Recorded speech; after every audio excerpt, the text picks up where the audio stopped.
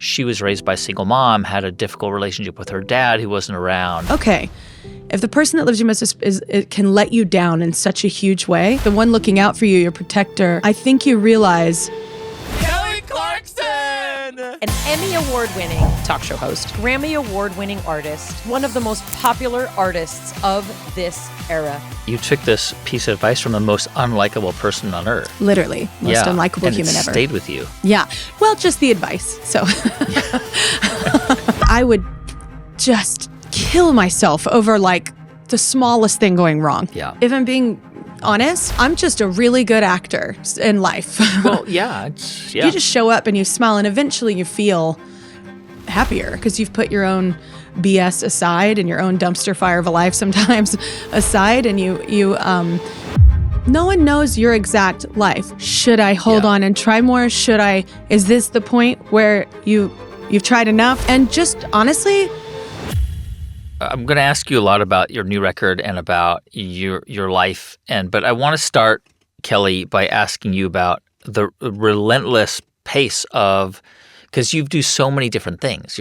I mean, it's so wild because you could self-identify as so many different things, right? Mom and pop star and talk show host. I mean, you've won an Emmy as a talk show host. Like, it's a completely different career. The last time I interviewed you for a show I did with Spotify called The Rewind, this was before you launched the show. And, that was, for, I think, meaning of, yeah. And now you are this is a full-time job. Yeah. So how do you, let me just ask you about this. I mean, you're doing 2 episodes, sometimes recording 2.5 episodes a day. You do 180 a year. How do you maintain your energy? Because as a host of a television show, you have to be not just present with your guests, but you have to be there for your audience and energetic and happy. And how do you do that? Well, I would say 85% of the time, I'm just naturally curious. Like, I'm naturally, almost to an annoying point, very energetic. So I'm, not even having caffeine. So I'm naturally that person. I've always had like 3 or 4 jobs my whole life. Like, even I think starting at 17, I started having at least 3. Just because I knew that I had to make it happen. Nobody could help me, right? So like I had to, like, if I wanted something like a car, I had to buy it. So I had to go do it. So I think a lot of that drive just comes from necessity, like when I'm younger. And then now I think you get used to like a certain pace. And I mean, I know it seems like I work a lot of things, but it's really a normal working, like, for whatever you want to say normal is, I guess, but the average household, like, I take my kids to school, then I show up at work, then I'm home, 4:30 at 5 p.m. and, then we hang out and I'm with them all night. And like, so it's like a normal mom, dad, like kind of, I just do different jobs, different days is usually what it is. So I usually schedule it to where I'm always like, while my kids are at school, I'm doing work, and then when they're not, I'm at home. So I think it's time management, which, by the way, I am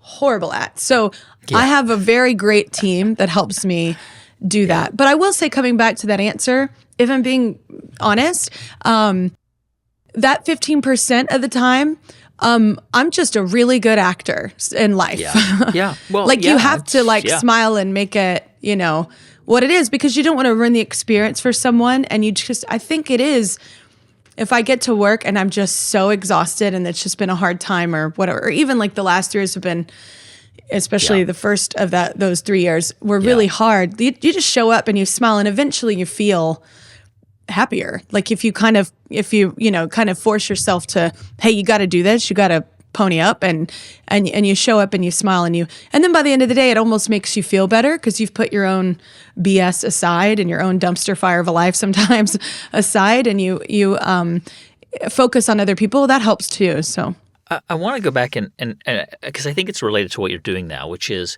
you do a lot of things, and I actually think that and we'll go back and explore this. I think you do a lot of things because they feed it's like a creativity loop. Like like the talk show, doing that feeds your ability to write music or to perform better, and even the karaoke's, yeah, right, and to present and to do all of these things, and you were not. I mean, as a kid, I remember when I last interviewed you, telling the story about singing in the shower, and a lot of kids sing in the shower, but you were different.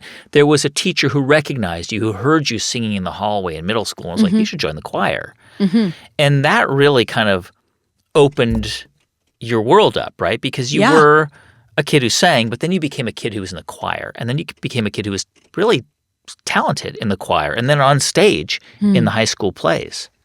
And it was that, right? Yeah, and I think coming back to that, it is all about, that's why on the show I love covering these stories, especially because I relate to them. It's so important for kids, like no matter what your background, no matter where you're from, to find something that you feel, I just think that changed my whole personality. It changed who I am. Like once you find out like, oh, I feel special at this. I feel like this is something I'm good at. Like that, I mean, I became more of an extrovert. I became more confident in my own skin. I think all of that kind of that domino effect sets off so many things that you just don't see coming. You can't even see the end, right? Or what's going to happen in the future. And I think that's so important. Like we have those people that do pay attention, those teachers, those guardians, whoever's around them, that really point out and find something. It's so important for kids to be trying everything, because I think it really does change the trajectory of your life, and I'm like living proof. Kelly, you grew up in a pretty small place in Texas, and I remember you talking about how, I mean, everybody kind of knew each other, and you couldn't really walk out of the house without running into somebody you knew. Yeah. And then you became this obviously hugely famous person, right? Starting with Idol, and then now 25 million records later that you've sold. And I'm curious, like, because on the one hand you're recognized wherever you go, and you're very famous, but on the other hand, you're also extremely approachable, and you have to be, because you're a talk show host. You are now asking people about their lives and about their stories, and it's not. Of course, it's about you in the sense that you're the host of the show, but it's really about the person who's the guest on the show. So I wonder, how do you? Well, that's refreshing, actually, for it not to be just about me, right? Yeah. So it's interesting and refreshing for me to actually interview people, and the tables have been turned. So, but I also just want to come back to like I think I've never, and this was not. Celebrated notion when I first started, but with people that I worked with, because it's different and that's fine. Yeah. But like, I've always been myself, and I've always been like the same person. I've always been approachable, even before the talk show. I just am from a small town. I love people. My kids are literally little me's walking around, never met a stranger. Like, so we're just those people, right? So, and I think the thing is that people have tried to mold me, like in my career, like the music side of like, well, this is what you're supposed to do. This is how you're supposed to act. Don't say this, because then you'll let them. I've just always just been like, completely opposite of whatever media training was supposed to teach us when we were in like Idol, and they put us through that. Like, it's like, I feel like if you can't be yourself, then what's the point? It's exhausting to try and do something else. And here's the thing too, not everybody likes it, and that's okay. Like, I don't like everybody, you know what I'm saying? Like watching everything. So like, or listening to everything, and that's okay. I think from the very beginning, even on Idol, like they made us like log in on this Idol on Fox.com, and that was like very detrimental to a lot of us. Like to have to sit there on camera and read things people are saying about us, and like, so just think from the beginning, it was you like had to read the feedback that you were getting from viewers on camera. Like I had to on literally camera, right? On camera, because they didn't really know what they were doing our season. They were just trying to figure it out, and it was kind of blowing up before their eyes. 2002, right? Yeah. Yeah, but it's just being a part of that season one was just like it really showed me like the effects that it has, like not just on me but everybody else. Like people would cry afterwards because they'd read these things, and it's like, oh my God, we should not be doing this. So I think from the very beginning, I don't like drink my own Kool-Aid. I don't read stuff that's like positive or negative. That's been a really big thing for me that I don't like to do because I think it's a very slippery slope. And then I think when you don't do that, you're capable of just maintaining who you are, and people might like it and dig it and like tune in, or they might not, and that's okay. I think ego plays a big part of that with people in the industry. They try and be all things to all people. You're never going to win. And like coming back to growing up in a small town, I've known that from like, I'm never going to win. Like on a small scale, you learn that as a child. So it's really just the same thing blown up to me.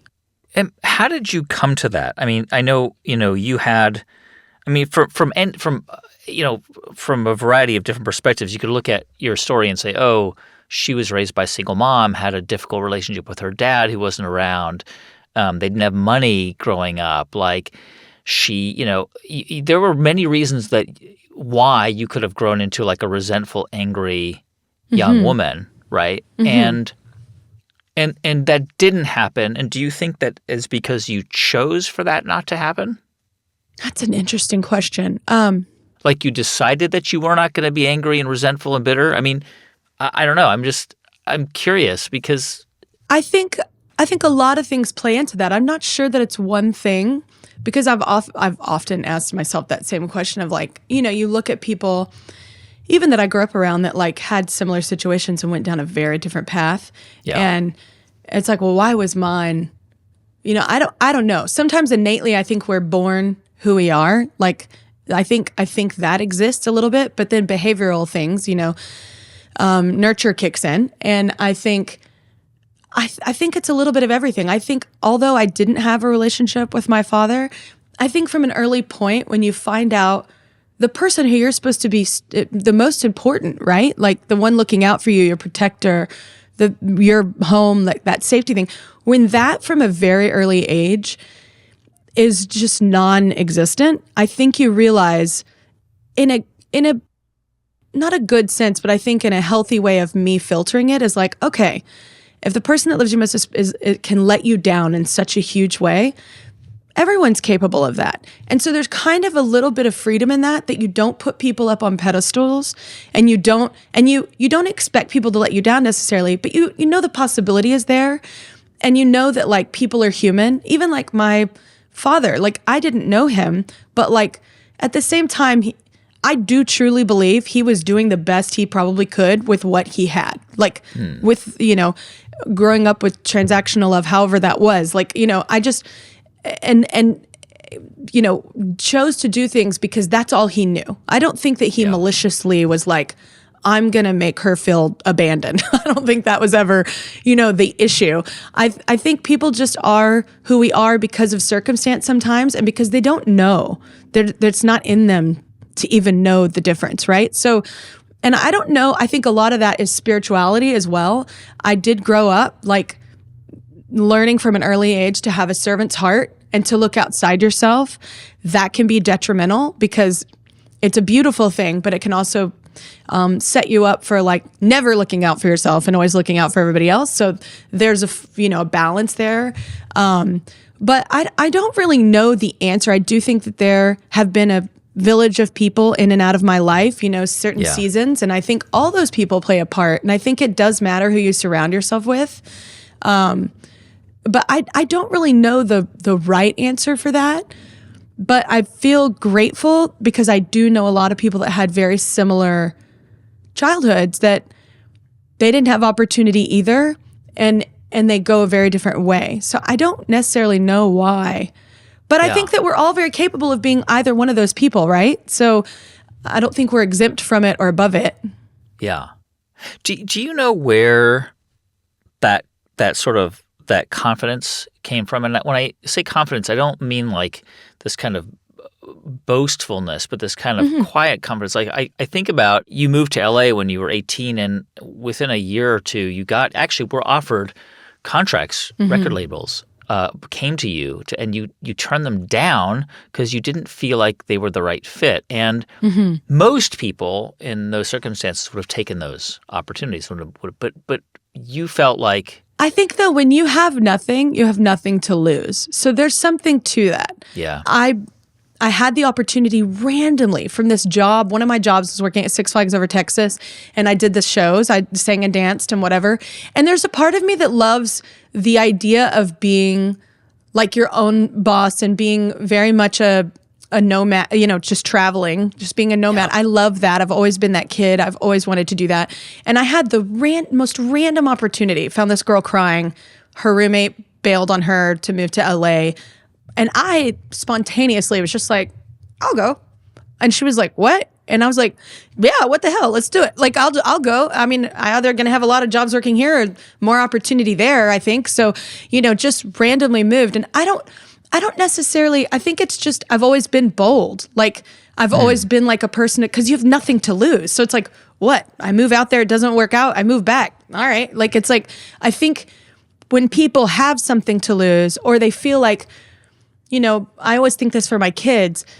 Sometimes I'm very happy for them that they have all this opportunity and they'll never have to want for anything. Like, but I think also with that, I'm gonna try and navigate it to where they don't. Yeah. But I think that there's a very high probability that they're never gonna know what it's like to have to do it.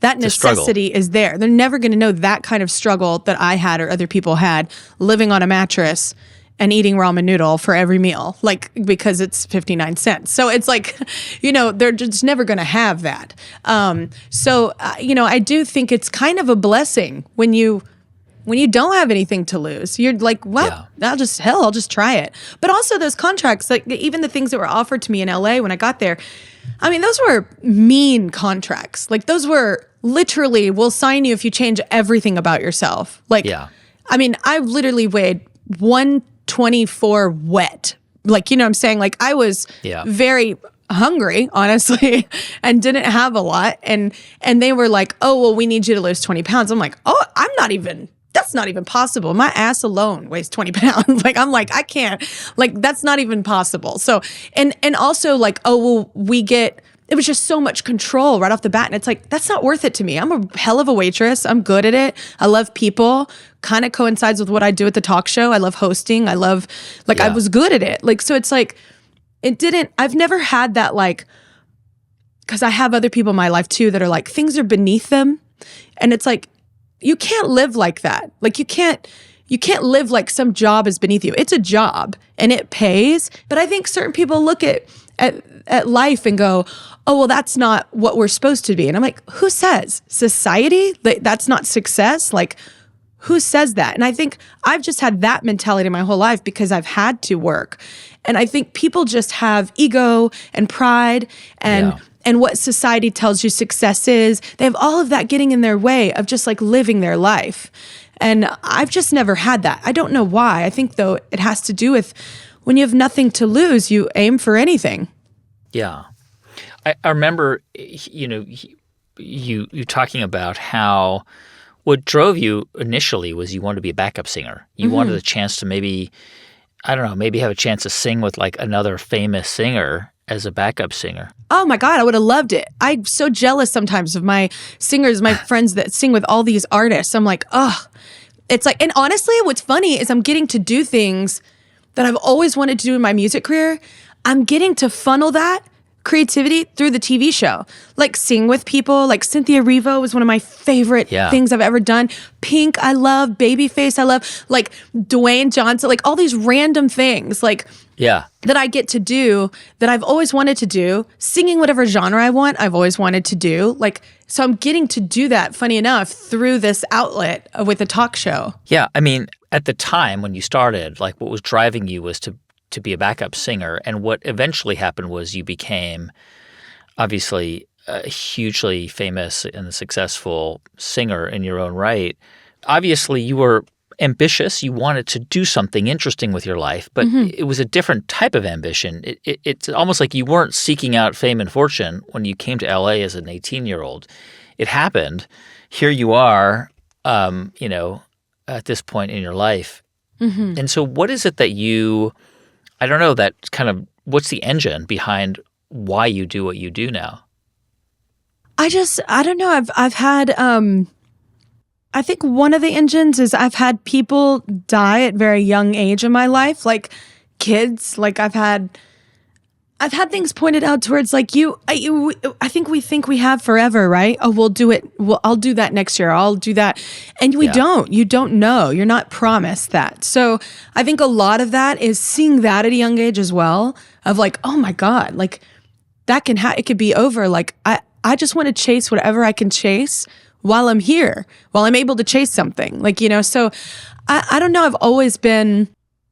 And I think moving around a lot as a kid too, like, that makes you highly adaptable. So that while it was very hard, sometimes was also very helpful. So, I don't know. I've always been, I don't know that we're supposed to use this term. I'm trying to figure out another term to use, but I have always had that gypsy kind of mentality of like always kind of living in a suitcase. Yeah. I never thought I'd get married. I never thought I'd have kids. Like I always just wanted to go, right?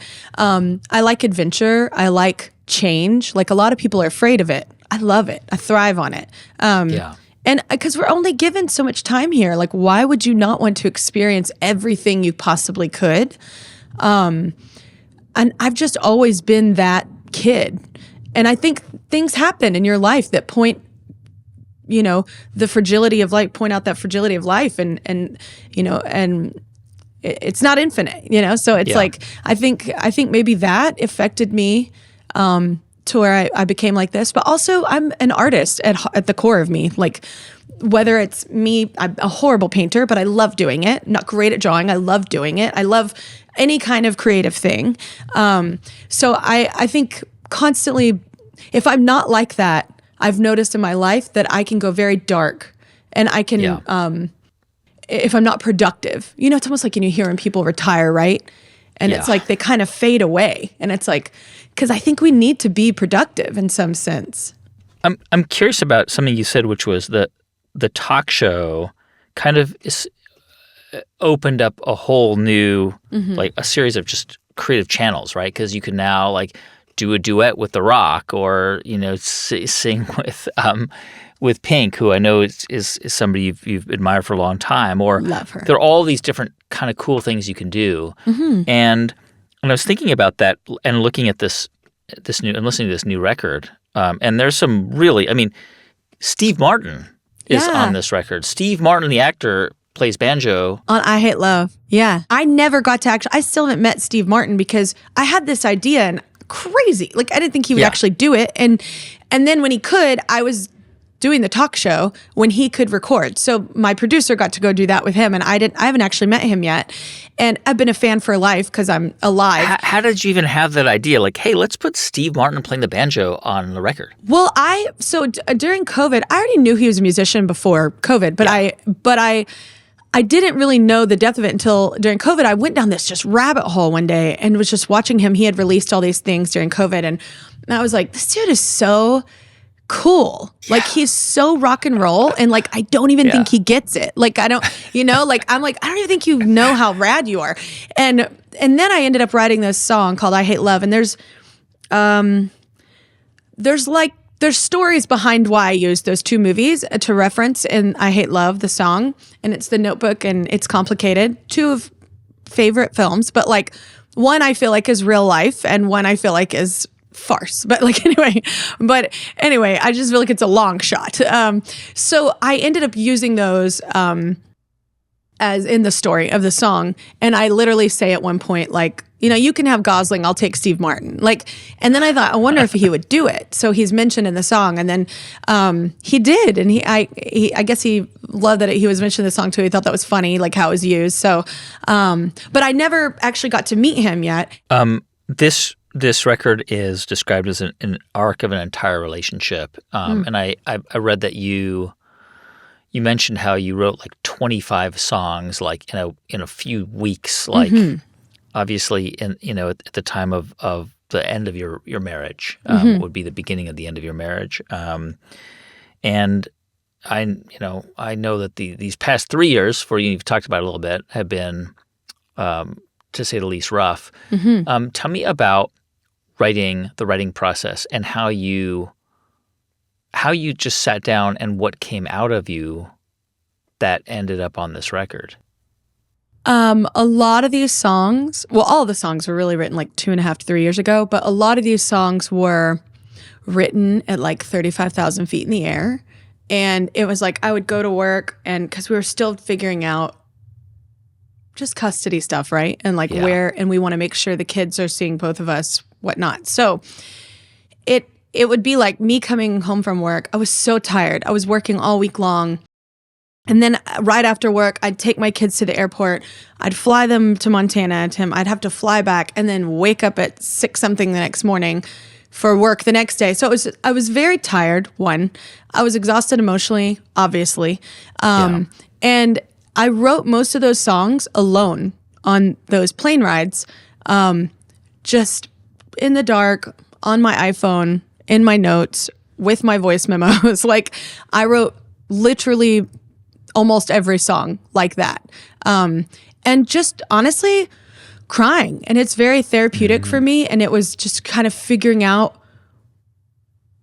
should I hold on and try more? Is this the point where you've tried enough? Like, it's like, it was honestly selfish. It was just writing because that's kind of my thing of, not just for music to release, but just for me to figure out, where am I at? Like, there's so much going on, and there's so many voices in my head, of like, what to do, what not to do. God, I don't want to go through divorce. Like, I don't want my kids go, there's just all this stuff. Right. So it was just very therapeutic for me, and I was doing it for selfish reasons.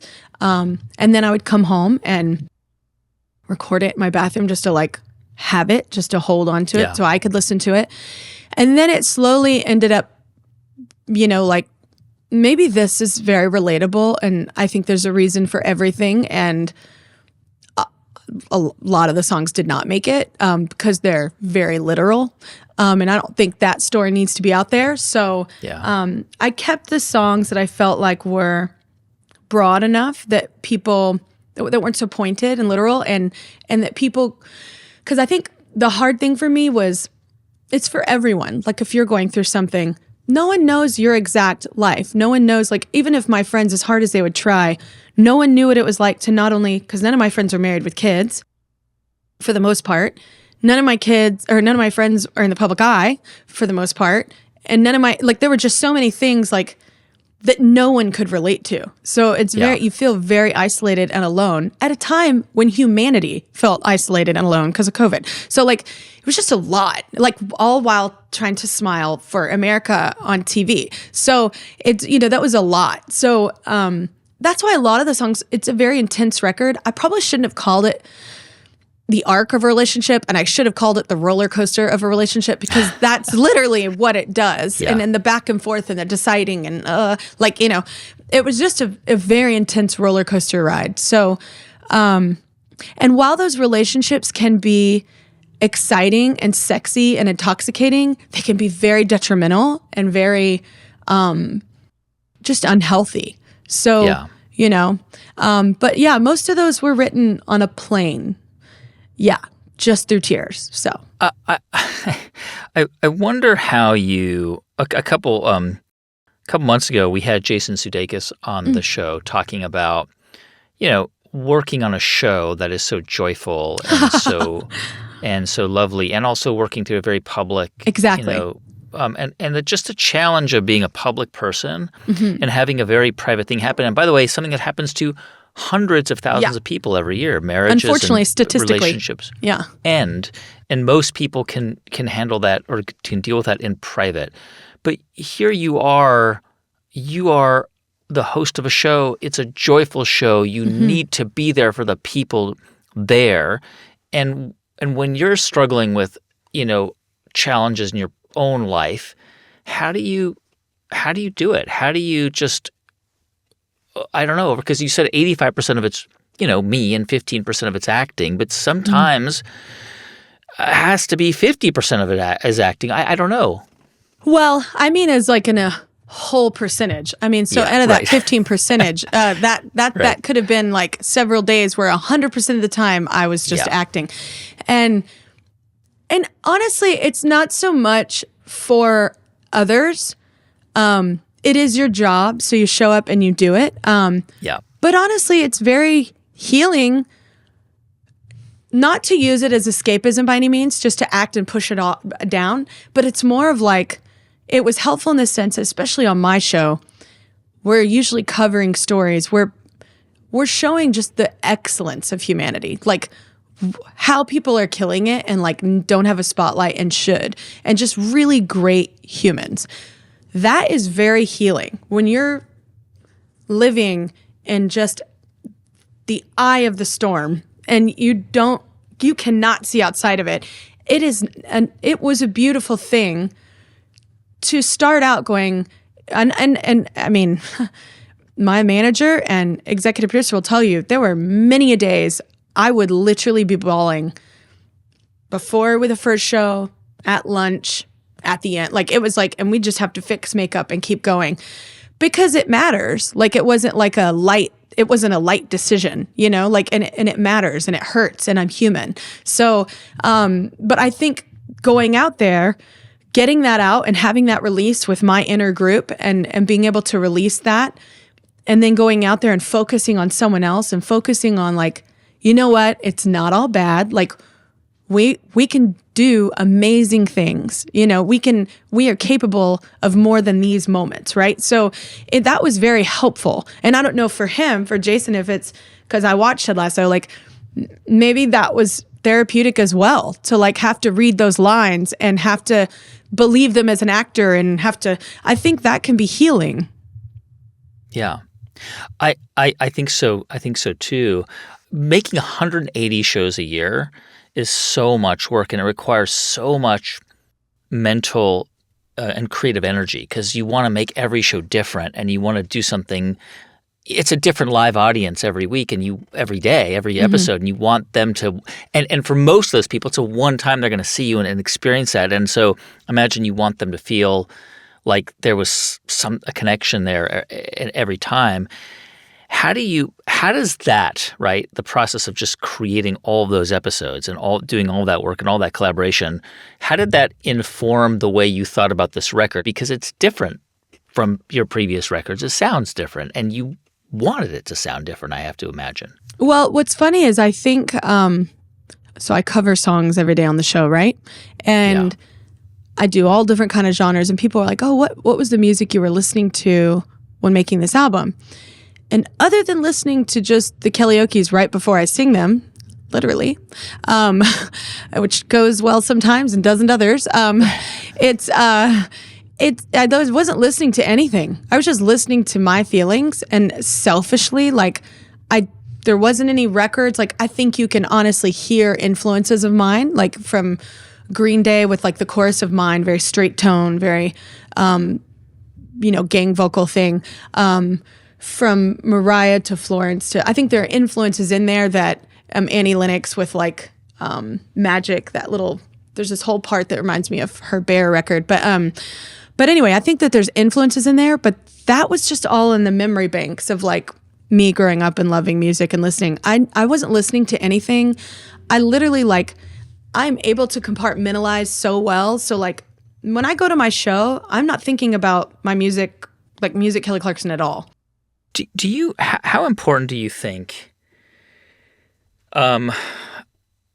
adversity is in writing? I mean, this record, you wrote this record at a really challenging time in your life, but at the same time, it kind of poured out of you, right? I mean, and I wonder whether, I mean, it's sort of strange to because it's obviously nobody wants to go through that, but at the same time.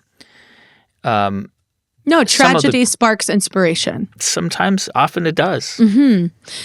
And it's interesting because I've always kind of thought that, even with like artists I've loved growing up. I mean, Jagged Little Pill, inspired by tragedy, but touched by God. That one record, of right? The greatest records ever made. So it's like, so I think that's true. Like, out of darkness comes light, right? So, but I also think like it was very important for me for this record to depict all the different ways that chemistry can affect you. So like, even with like Favorite Kind of High, that's not a dark song. That's like a song about the high of what lust, love, whatever you want to call the beginning of a relationship, right? Like all those things that you feel and the possibility and the opportunity and there's just, it's an open, they're blank pages, right? So it's like exciting. So there's that on there that has nothing to do with tragedy. And I think it was important for me to do that too, because I wanted to point out on this record, it's not all bad. Like maybe it ended badly, but like it wasn't all bad. So I think it was very important for me. That's why I say the arc of a relationship or the roller coaster of it. I do think for the most part, that's artists. Like even like I bet when you look at artists that are painters or sculptors, I bet their best work was sometimes in tragic moments or chaotic moments in their life of figuring things out, because that's what we do. That's you getting it out. It's you that's your vessel, right? And people relate to that vessel because life isn't easy. Like life can be easy at times, but for the most part, you're working your ass off. Like for the most part, you're busting your ass to like get things done or have positive change. Like it's work. So so I do think that's true though. I think that, a lot of times records that are the more real and raw and vulnerable you are, the better those in my career too are the ones like Because of You, like, Piece by Piece. Those are the songs that really resonate too with fans. So like, I think it's connecting. It's us all connecting so you don't feel alone. I wonder, for you, is there a difference when you are singing words that you wrote? I mean, this whole record, you wrote every song. Yeah. Versus not every versus song. A song. Not High Road. But most every song you wrote on this record. And so is there a difference in how you sing that? I mean, I think of a song like Stronger, right, which I still run to a few times a week. It's on my list. It's just such a propulsive, powerful song. And the way you sing that is so powerful and propulsive. And I wonder whether there's a difference when it's your song that you've also written and it's a song that somebody has written for you. Are there ones that I've compromised on records? Yes. That I do not feel are you or that I do not feel are like something I would have sang. Yeah. Yes, there are those records. But for the most part, I'd say 95% of my music, if I didn't write it, I have felt it. Yeah. Like, and I relate to it. And I am a hardcore fan of music, of writers, not just, I think whatever, if somebody wants to write their whole record, that's fine. But there are so many, look at this record. I would have missed out on High Road and My Mistake. I would have missed out on those songs. And those are important messages I 100% relate to. So I think it's just important for me. And at this point in my career, I don't have to do what I had to do when I was younger, or what I felt I had to do rather. So at this point, I feel the words of High Road just as I feel the words of Lighthouse on this record. Like it doesn't matter that I wrote it. I don't have that big of an ego. I think that there are amazing writers that I know that, man, this song needs to be heard. Like this is an incredible song. And I don't feel like I have to be. I feel like sometimes artists feel like if you're not writing all your music, like I've been writing tons of my music my whole career. But I don't feel like, I'd have missed out on Pink's song, Broken and Beautiful, that came my way. Like she wrote that song. I love that song. I relate to that song. I love Pink. There's other artists that I've covered. Like I didn't know, same thing kind of happened with Miss Independent when I wrote on that one. I had no idea Christina Aguilera was a write on it until the liners. Like I saw my album, I was like, oh, and I'm a huge fan of her. So like I love her music. So I think you miss out on opportunities when you let your ego or pride take over and like, oh, everything has to be my pen, my thought, my heart, like that kind of thing. That's cool if it does, but I do think that you're missing out on opportunities of really being the vessel for some incredible things that come your way. How do you get better at what you do, right? I mean, you've had this 20-year career and you probably are going to have another many, many decades ahead of you recording and performing. And so how do you feel like what's your metric for saying, this is even better than what I've done before. I'm so proud of this, or this is really, my best work, or whatever it is. I learned a lesson, and this person doesn't even know this or never knew this, but I performed at this benefit years ago, and I got on stage. I was like, oh, I did an all right job. That was cool. Like, Other artists were there, and it was like, oh my God, they were cool too.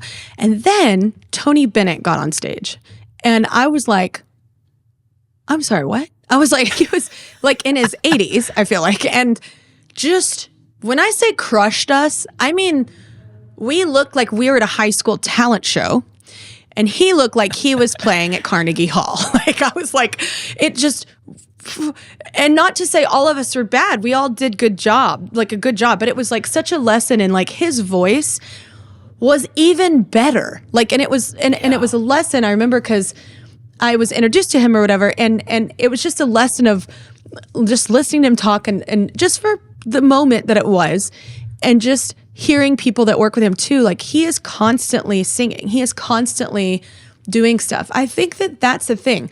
If you use your gift and you really are, like, I sing every day, whether it's for, whatever part under the Kelly Clarkson umbrella, TV, music, whatever.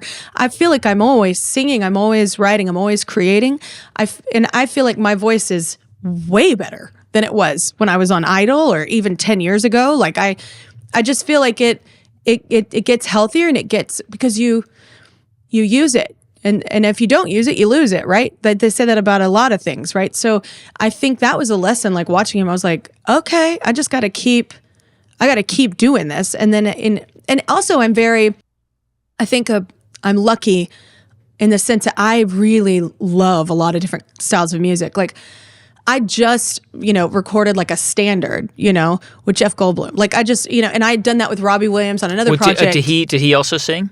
No, he played. So it was with his band. Yeah. And it was beautiful pianist. But like, it's like more jazz. And it was like completely different than what people heard. I've done country. I like doing a lot of different styles. So I think constantly always pushing yourself there too makes it interesting. It breaks up the monotony of making the same record over and over again. Because people are like, oh, I love Breakaway, or I love Stronger, I love Piece by Piece record. I'm like, cool, well, you have that. So I'm going to make something different. I'm like, you already have that. I'm not going to top that for you in that area, like in that, genre. I feel like that was what it was for that genre. So I think also like changing it up and like keeping it interesting for me is what keeps you getting better as well. What's changed about your approach to music, to writing, and also singing that's different? I mean, you're a mom, you've got kids, you've obviously been through a few cycles of life, and obviously through one that is connected to this record. But when you think about, who you were earlier in your career and what you wrote or what you sang, how you performed, and how you do it now, given where you are in life, what's the thing that sort of sticks out to you as the most different? I think a bit of wisdom in there. Like, when I was younger, like I'd say the first 10 years of my career, like I was so, because I grew up singing opera, right? And like when in high school, and that was in order to get scholarships because I knew I couldn't afford college. So joke's on me, I didn't even go. But like I worked my tail off doing this stuff to, place chair, like do all that kind of stuff. And usually we'd come in and, funny enough, similar to The Voice, we would be behind these blinds, like these things, like so the people couldn't see you. They only heard you. So you had to be so precise. I'm talking dynamics, like notes, so you could not waver. Everything would dock, a point or whatever. Like, so everything counted. So I was so used to having to try and be perfect that, like, I think the first 10 years of my career, especially the first few, were very hard for me. Like, because I would just kill myself over, like, the smallest thing going wrong. Like, I would be like, oh my God, like I did it. And, it was 4 a.m. in the morning and I'm sound checking at the Today Show, and no one wants to sing at that time of day, to rehearse, or even, the night before you're maybe doing, SNL or something that was like, you literally had 3 to 4 hours of sleep, like, because people are shitty at making schedules. but anyway, so you'd be so exhausted, and I was so hard on myself. And I think with that, and honestly, it came from a person I dislike probably most on this planet, but it came from a person like 10 years into my career of like being like, man, like if you're gonna judge yourself like this, like each time you're on stage, you're going to be miserable. Like if you're not doing this and not having fun, like enjoy it. Like it doesn't need to be perfect. Nobody out there heard what you heard. Like, like I said, coming from like the most unlikable human on planet Earth, but it was really solid advice in the sense of like, it literally changed me, like to where I was like, okay.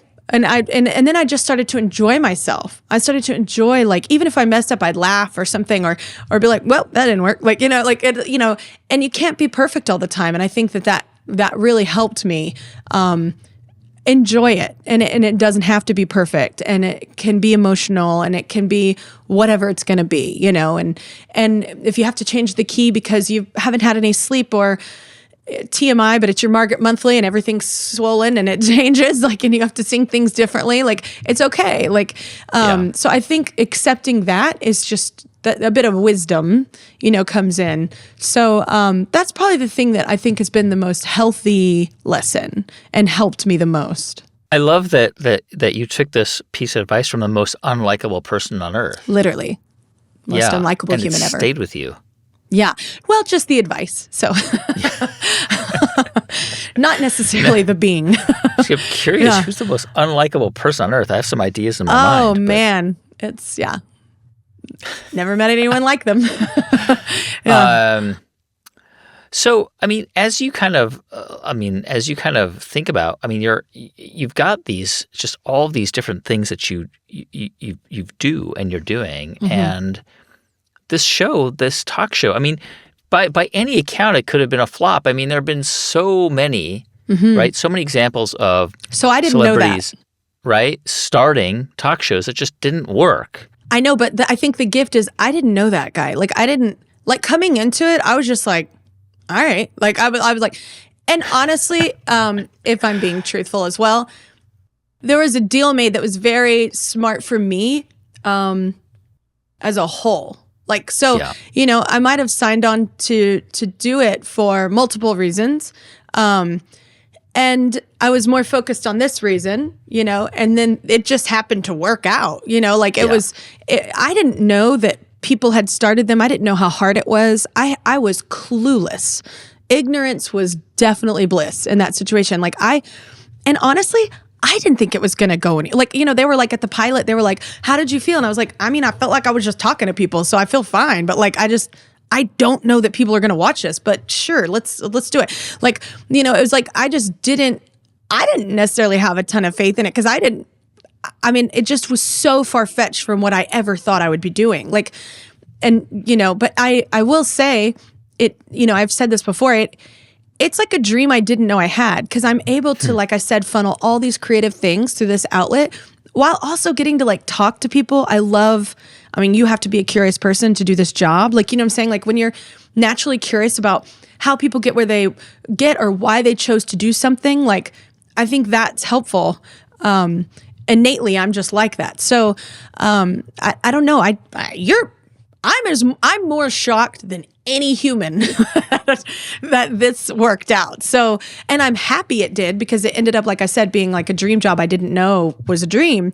But yeah, sometimes you just say yes to things for even ulterior motives, and then you just have no idea this blessing that's coming around the corner, which is why it's important to say yes to things. I feel like sometimes, even though you don't want to, like, it's something out of your comfort zone. So you do 10 shows for this album to support this record, and that's it. I mean, actually, you probably can't do much more than that, because you host a talk show. You have to be... And I'm a single mom, and I have my kids like 90% of the time. So yeah, there's a lot going on there. But we do have some surprises up our sleeves, and like doing some other things to not only help promote the album, but honestly, just we love performing it. Like the band and I, we got to perform. I've never done this for the record. I did this Birthday at the Belasco show here in Los Angeles, and I performed the record from start to finish. Like, we performed all the songs, and we've never had the chance to do that before. Why? Generally, you wouldn't do that. So it was very important for me to visually have something and be as intimate as talking about the songs too before they were released, like, or while they were being released. That was very important to me. Like, we've been releasing these videos with a little talking before as well. That was important to me for this record. And it's definitely more of an intimate environment, the Vegas thing. I had a Vegas show planned before COVID that was completely different. But this one's more rock and roll. It's more musicianship. It's more lighting. It's more just talking about the music and like why. I think sometimes we forget. Like, we're just pumping out singles and, oh, that's catchy, and, oh, that'll, whatever, get played on TikTok or whatever. Like, so I think we forget, like, why you write songs, like why artists write them, why these records that are so classic are that way. Because they mean something. And I think we sometimes forget that in the industry, not necessarily the artists, more the business behind it. I think the machine behind it can, but luckily, like, Atlantic, like, really let me, because, I did all this like 2 to 3 years ago. And now watching that show, I was like, man, that is how my record was made. Like, I'm saying, like, it needed to come out. I needed to talk about these messages. There was a reason. Like, and I feel like we just forget that that's really how this all started, so like music in general and how we connect and why we connect. So it was very important for me to do that show, like I said. So there may be some surprises that we're, getting to perform this stuff in more places than we thought. Yeah, I love the Steve Martin story about just going down that rabbit hole and saying, oh, well, but what if he just does banjo on this record and then, but you can do that. You can do a version of that pretty much every day on your show, and so you can do weird stuff. You can try all these kind of different experimental things. What's like this outlandish idea or really interesting idea that you have or that you want to explore on the show? I really have enjoyed, it's more work definitely for everyone, but I really do enjoy when, every time we've done that, it's been like, because I make it apparent, I don't want people to feel like they come on here and you have to be a part of a variety show, so you don't have to do that. So most of the time it's them or every time I've been told, like, it's those people asking, like, hey, they'd love to, like when Cynthia Erivo came on, like, it maybe wasn't her, but it was their, Disney, like, promoting, it was Disney, right? With Pinocchio? Yeah. If I messed that up, I'm sorry. But anyway, so it was, I'm pretty sure. But anyway, so whenever they were like, hey, would she do When You Wish Upon a Star? Because she plays the Blue Fairy and da-da-da. And I was like, I love that. I love that song. I love that we've never done anything like that. I'm in love with her voice. She's a gift and such a smart singer as well. So, and honestly, one of the greatest singers I've ever had in my in-ears. It was incredible. I was like, oh, I feel so like I don't need to be here. But it's one of those things where I love those moments. Like when we create that or, Shazam, like we had him come on and Zach, and we were able to do a song with him because he loves singing. And it's kind of a really cool thing because a lot of these actors also love singing and also are been parts of bands and also have done multiple things. So it's kind of a cool way too for our show to stand out and be different because I love giving people that opportunity, but also like it's fun for me creatively just to create these moments that maybe you don't get anywhere else.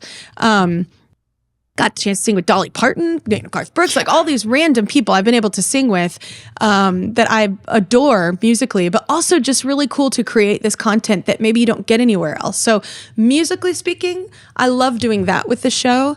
And we do get people asking to do it. It's just sometimes we can't always do it because of the schedule, because we shoot 2 a day or whatever. And it is a lot more work. But it's worth it when it really works because it's, like I said, just something special that maybe you don't. Those are the special moments that I love on the show. Yeah. Just seeing an actor do something different than you normally see them. Cool. And it probably triggers ideas in your head too. Absolutely. Like even like, when Steve Martin, like I've always wanted to make, like even from Idol, like on Idol, I begged them to have a country week, but they're a British owned company. And at the time, just didn't really get country music. Like every time I'd bring it up, I was like, no, you don't understand. Like there's a huge population here that loves this genre of music. And they just wouldn't allow us to do a country week. So anyway, then they ended up getting on board, obviously, a la Carrie Underwood and like all these other people that sing country, Scotty McCreery, all these people that sing country from that show. Sorry. But anyway, I've always wanted to do a country album. And even working with, talking to Dwayne Johnson about like how he was like, oh, I love country. I always wanted a country record. I was doing that. I think Chris Pratt came on. He was talking about that too. He's like, oh, I love country music. I love, all this stuff. It's like when you talk to people like that, it kind of ignites and re-inspires you to remember some of your dreams, like that you kind of have put on the back burner, So you're right. It is inspiring as well. You grew up listening to Reba McEntire and then did a duet with her. I know. Well, I've toured with her. I've done a lot with Reba, but even like Trisha Yearwood, even like, I grew up with Leanne Womack. I'd love to have a ton of people on the show to like because we also have this thing on the show where I've done it with Babyface, I've done it with Garth, I've done it with Pink. And I love that too. Like those artists are so different. And that's a big thing for me is like being inclusive and having tons of different, styles of music and representations of the industry. So I love that we have this thing where they come on and they tell us a little about the song and like why it was made. And like, I love that aspect too. So because I think that was the thing whenever I signed on to the TV show, I was like, look, I'm willing to do this if y'all are willing to do it in a different way. Like I was like, I think it'd be fun to sing every episode. Like started off like how people know me. Like I think it'd be fun to have artists on, and they came up with that idea actually with the behind the music kind of thing. Like I was like, that's awesome. So I think that's a little bit. I like talking about people's movies. I like talking about why they chose them, and especially ones that I really connect with the projects. But it's also cool to see them doing things outside of what people normally see them doing. I think that's interesting. Yeah. Kelly Clarkson, thank you so much. Oh, yeah. I love talking to you. So, yeah, I loved seeing you this time. Thank you so much for joining us. Congrats on the new record. And thank you. And good luck with the residency. I'm sure it's going to be amazing. Thank you. You should come. It's a different show every night. So. Hey, it's Guy, and I hope you enjoyed this conversation. For more like it, don't forget to subscribe to the channel. And for the audio version, just open up your favorite podcast app, search for The Great Creators, and tap follow.